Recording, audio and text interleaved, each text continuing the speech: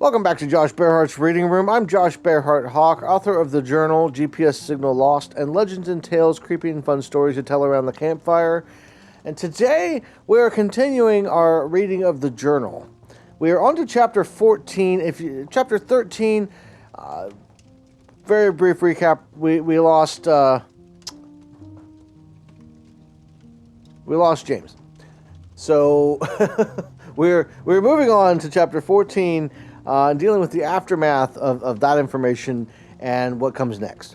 So this chapter is called Ashes to Ashes.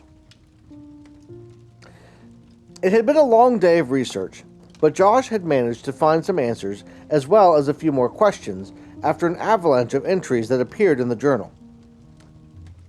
The name Mark Appleton had led to a man who died in 1934 and who seemingly had no connection to Alex Young or anyone else so far. By all accounts, Mr. Appleton had been a well-respected individual and had died peacefully in his sleep.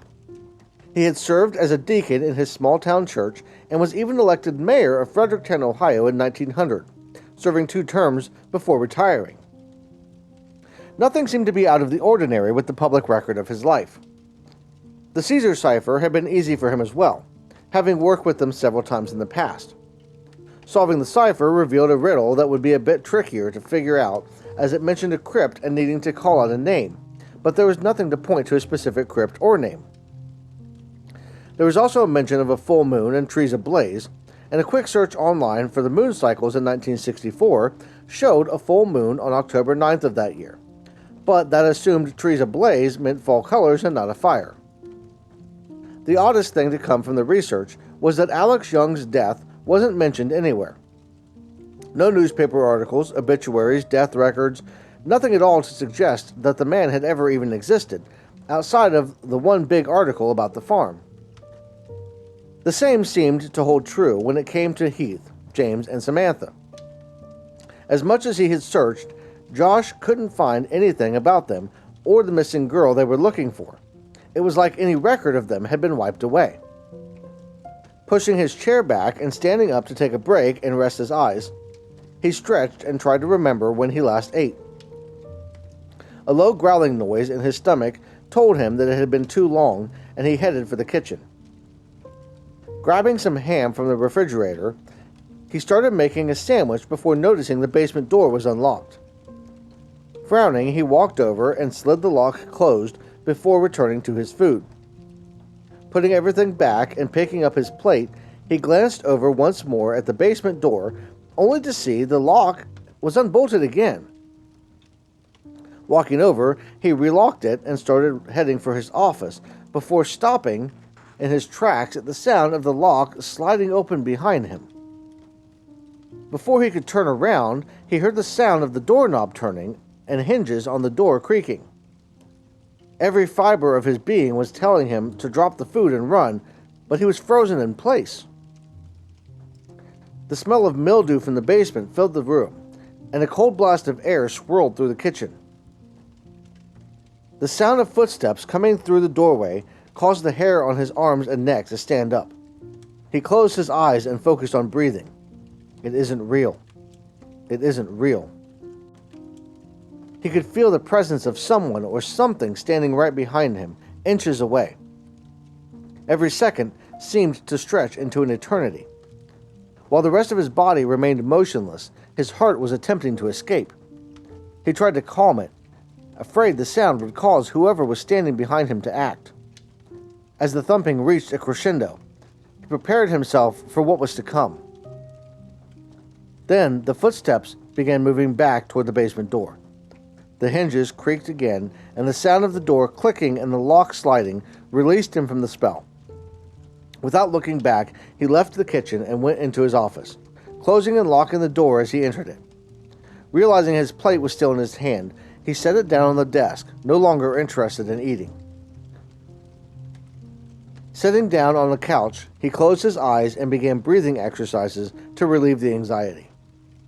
In through the nose, out through the mouth. In through the nose, out through the mouth. Slowly, his heart stopped racing and his stomach untwisted. His head filled with images of his wife and kids, their smiling faces providing him with courage and a feeling of calm. Laying his head on the arm of the couch, he slowly drifted off to sleep.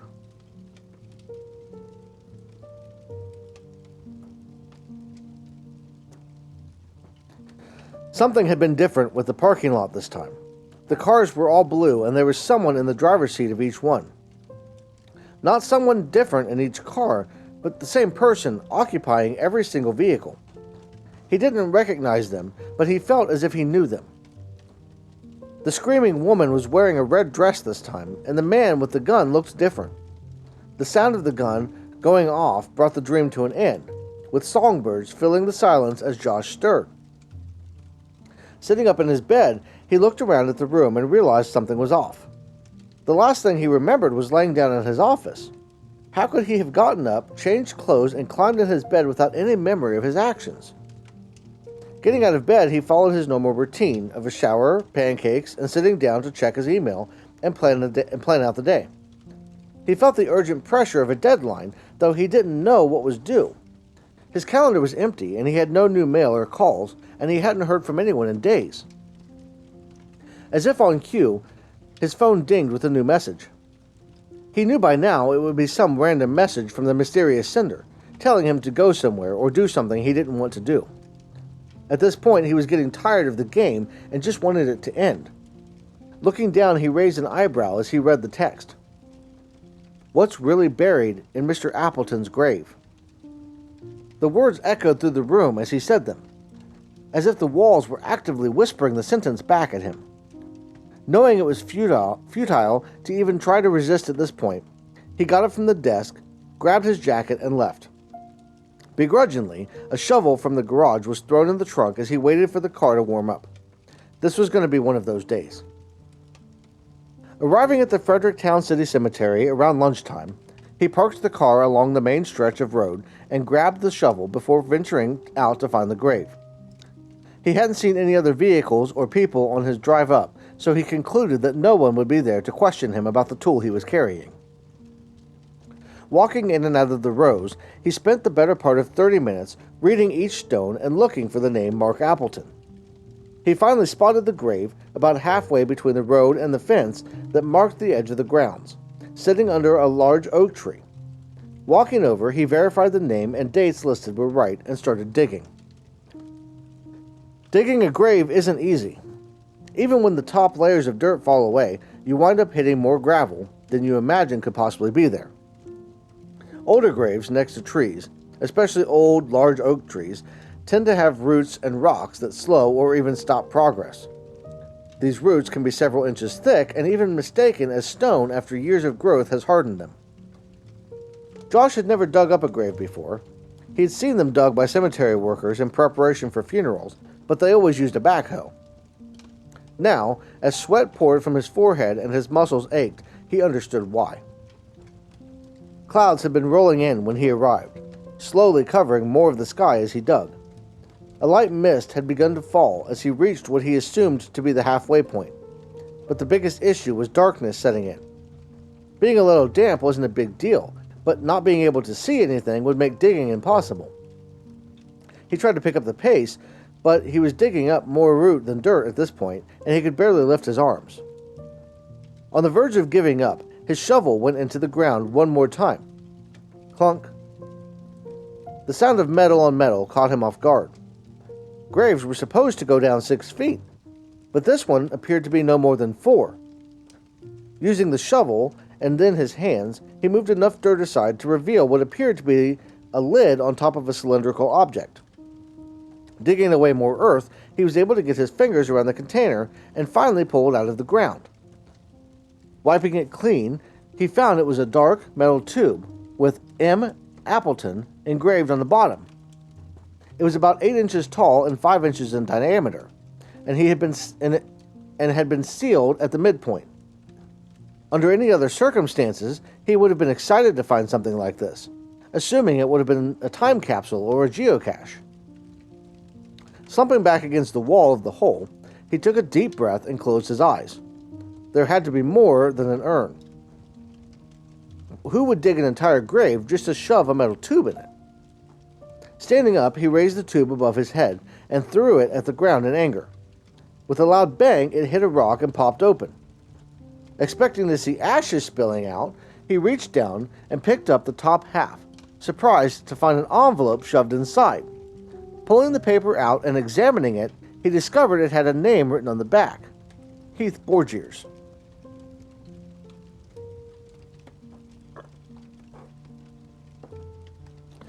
Heath watched as the casket was lowered into the ground, Samantha standing at his side.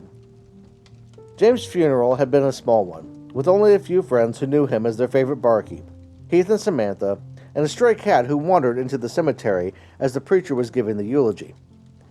He was being laid to rest next to Margaret, near the church where they had been married in. The rain held off until the very end, as if James himself was holding it back. But Heath and Samantha climbed into their car. As Heath and Samantha climbed into their car, the sky let loose. The past few days had been a blur for Heath, and he was ready to be done with everything. James didn't have any arrangements made for his funeral, but he and Heath had spoken at length about what they would each want done when they died.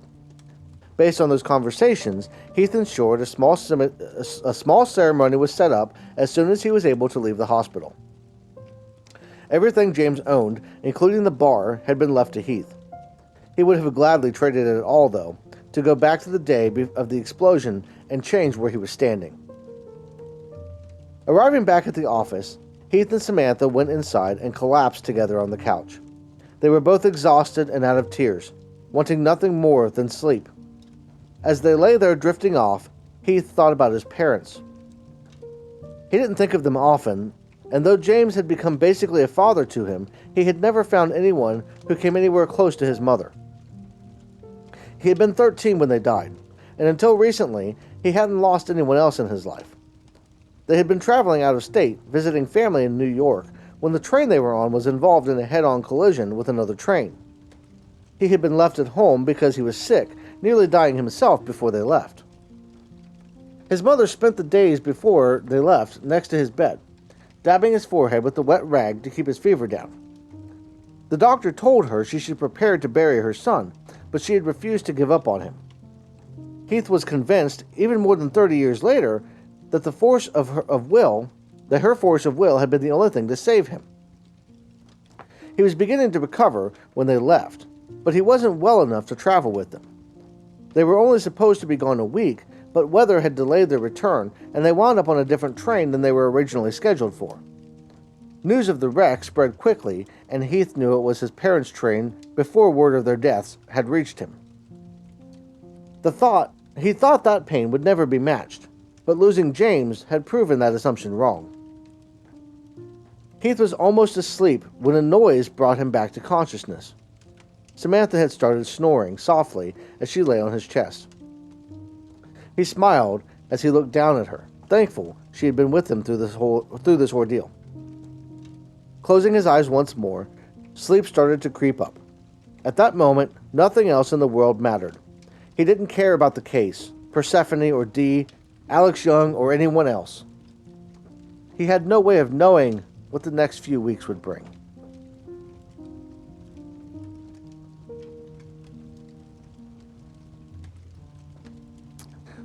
Josh set the letter down on his desk.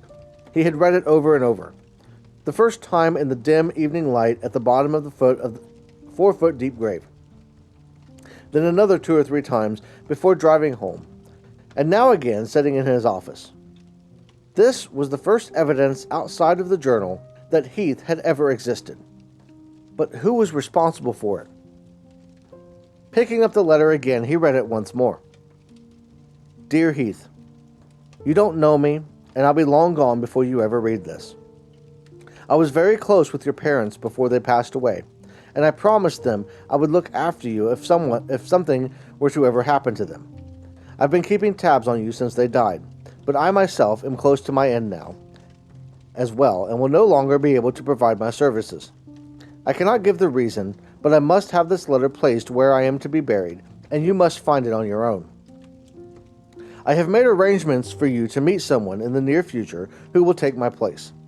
His name is James Raven, and he will be able to help you prepare. The path you walk is a rare one, and the gift you will receive is very precious. You were selected long before any of us were alive, as is the case for each one.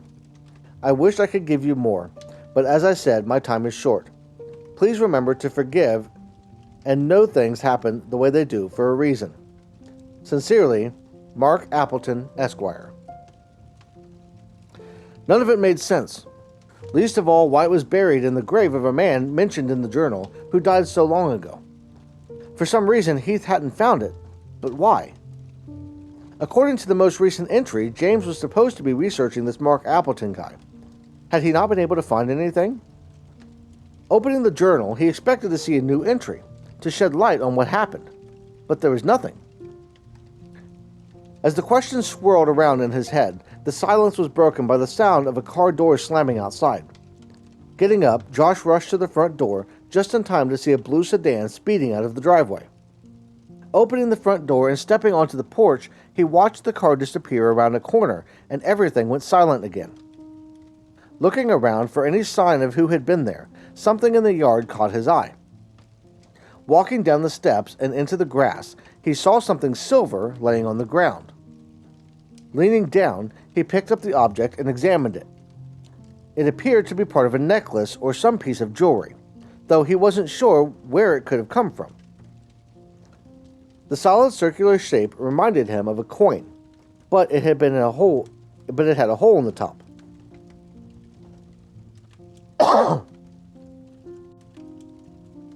There was an intricate design on the front, a grim reaper holding a scythe, and the back had the words, "One replaces one," engraved on it.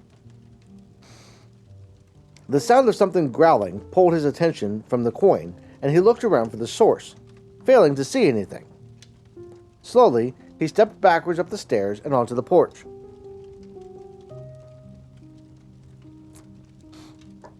Another growl to his left caused him to nearly trip, and he caught himself on the doorframe.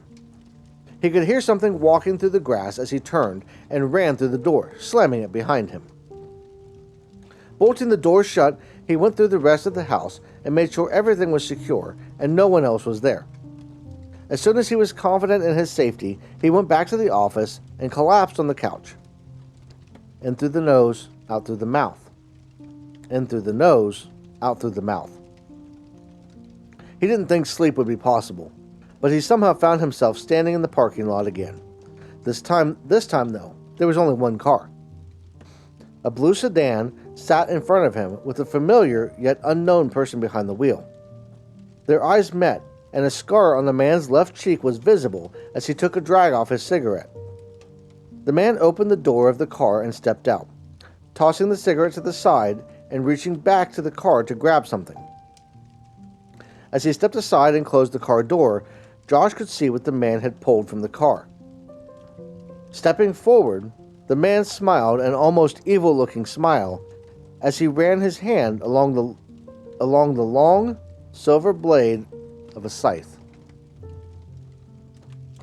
So that's chapter 14. Things are just starting to heat up.